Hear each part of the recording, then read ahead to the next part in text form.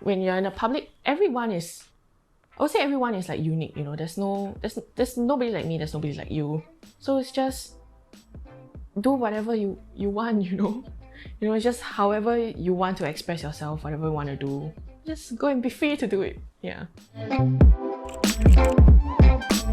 It's one of the more, I would say, out there outfits that I wear. Like, clearly I don't wear this to school, you know. I usually wear these kind of outfits when I'm going to town or going somewhere artsy, you know, where like everyone kind of looks like this. And this is kind of what I would say I'm most comfortable in, or what I'm oddly comfortable in as compared to other people, because it's just what I enjoy wearing. I think with TikTok on the rise, there's been a lot of people who were like cutting up like their fishnets, and I was like, oh my god, that's kind of cool. So like that's how like started to wear like, I don't know what is this. This like literally cut up like stockings. Yeah, then I mean, but mostly my color palette is like black and white, just cause like my hair is pretty bright, so I usually like try to tone down the rest of my outfit in terms of color. Yeah. Okay, so for that part of the exhibit, it's actually represented by my red color hair conditioner, because my hair is currently red now, and my hair changes colors pretty often just cause like I like change things up, and I enjoy, I would say, the vibrancy of my hair, because you know sometimes people they dye their hair but they choose pretty simple colors, but for me I really like, you know, go big or go home. So you know, if I'm gonna dye my hair, let's just go all out with it. How do people respond to that? Generally my friends are very entertained by it, you know. But I would say some people, you know, they do stare, and I get it, because who else is going around Singapore looking like this? And it's even funnier when I'm the only one in Ngee Ann looking like this. But I think that's alright, you know. It's just like, it's what I want to look like anyway. So it doesn't matter if you look at me or if you don't. At least you're looking at me the way that, you know, I want to look like. Generally, my parents have a very, like, because I pay for my own like hair dyes and like my hair coloring situations, my parents just have a if she looks ugly it's her problem kind of mindset. So like, but the first time where I changed to red, it was the first time they were like most shocked, because this is probably the brightest I've went. Previously when it was like blue or purple, you know, it's just like still like normal. But obviously it was not very well received by my grandparents, cause like, like it's just like not normal to them in the first place already. And some relatives do like kind of gossip, I would say, like, you know, hey, why does your granddaughter's hair like look like this? Like, that's not right. And then she doesn't really, she can't say anything because it's my hair. So she just like, hey, why do you want to dye your hair like this? You know, like people are talking about you. But I do feel bad for her in a sense that, you know, I know that she doesn't want people talking about me, but I'm okay with it. You know, it's my hair, it's fine to me. Yeah. For the item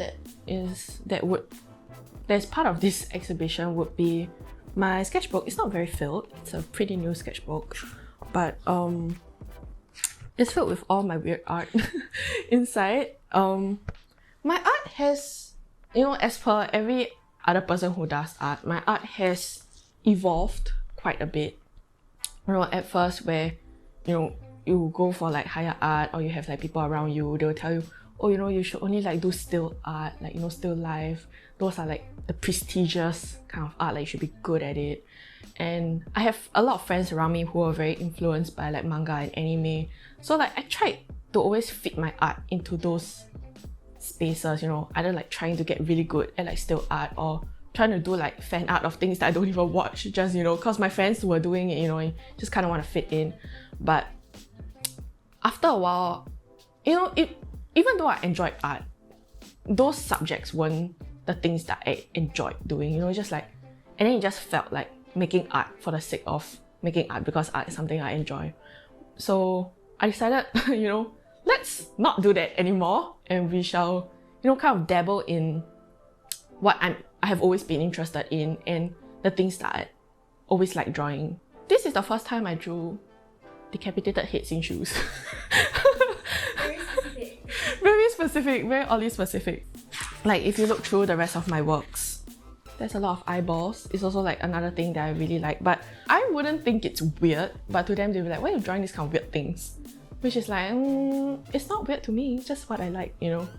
What draws you to, this disembodied, disfigured human form, and kind of maybe where that comes from?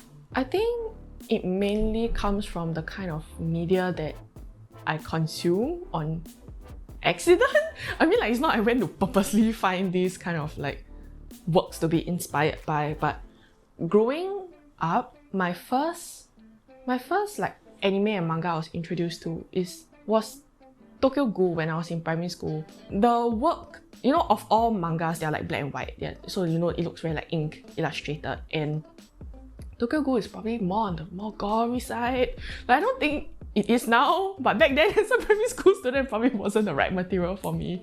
And then, like, as I continued on my journey in like anime and manga, I happened to find this artist called Junji Ito, and that was like, upgrade, like ×2 of like weirder, like even weirder things, cause like my things don't even compare to the kind of things that he pulls up with, but I have always been drawn to it, like naturally, as compared to probably like other art forms like still life. Like, no man, no offense to anybody doing still life though, but I mean, if you were to take Junji Ito's works as an example, right, not a lot of people are very comfortable with the kind of work that he produces, because sometimes it can get very explicit. Do you feel that there's almost this sense of freedom that you can find in the grotesque? Yes, because before that, I was so limited by what people were telling me to do or what I thought I should have done. But the moment where I decided to, kind of break free from that, like, it's not like I totally stopped doing those, but when I decided to go and explore kind of like my own stuff as well, that was where I felt a little bit more free in terms of my own art making.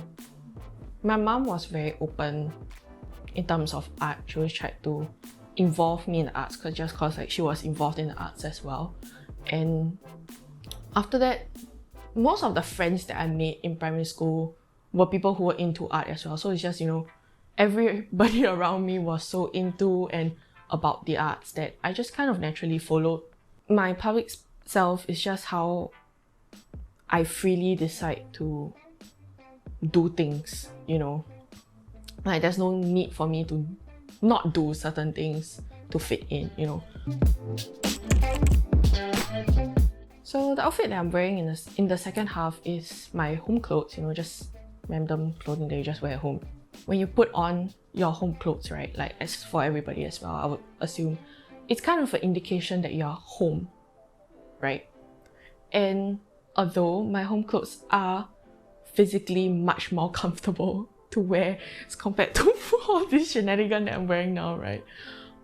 It does cause that kind of, it's like a subtle indication of me having to change in terms of personality, maybe, when I come home, because at home, I don't feel that I can freely express 100% of me, as compared to if I were in the public. Maybe at home, I'm only like 70%, there's some parts where I do have to kind of self-censor, and that comes with also wearing home clothes. Obviously, I cannot wear this and walk around my house, right? Yeah. I would say, when you're outside, just wearing whatever, you're just hanging out with your friends, you're kind of free to talk about whatever, there's like no judgment. You can just like rant about like your whole week, and, you feel like acknowledged. Your friends are there to listen to you. However, at home, I feel that I cannot freely do that.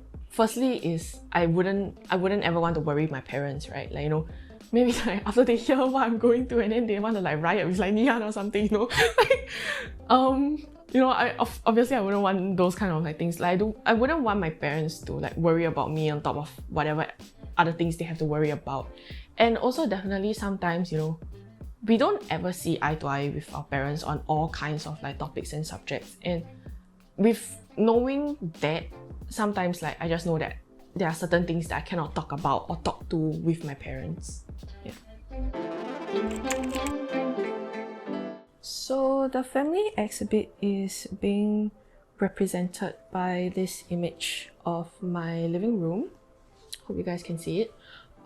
So as you can see, the living room is empty, which is very unlike what you would think of living rooms. Let's say, living rooms are always occupied by like people, it's like a co-used like space, people are watching shows together. However, that doesn't really happen a lot in my family. Usually we are off in our own rooms doing our own things, and for me, that kind of silence that you see in that photo, that kind of stillness, reflects that disconnectedness that I have with my family. And sometimes it does make me feel a little bit lonely and not heard by my family as well. Living room, in itself is like indicates like life, that boisterous kind of conversation and happenings that are supposed to happen in the living room, which you don't really see much in my family. I guess also because we are kind of living life at very different stages, and difference in life, difference in view kind of just make me kind of draw a line with my family, and I would say I don't interact with them as much as my brother probably does with them. And that's where kind of that stillness, that silence, that almost like loneliness that I have in my own home kind of reflects in that living room. Yeah. Okay, I would say the most significant artifact from the exhibit would be this signed primary school uniform. Back then, as it is also now, I was a lot taller than majority of the people around me, and that in itself made me stand out a lot as compared to a lot of other people. And some people decided that they'll make fun of me for that, and it was not a great experience, having to go through that as a child. But as I grew up, I realized that people are gonna stare at you no matter what.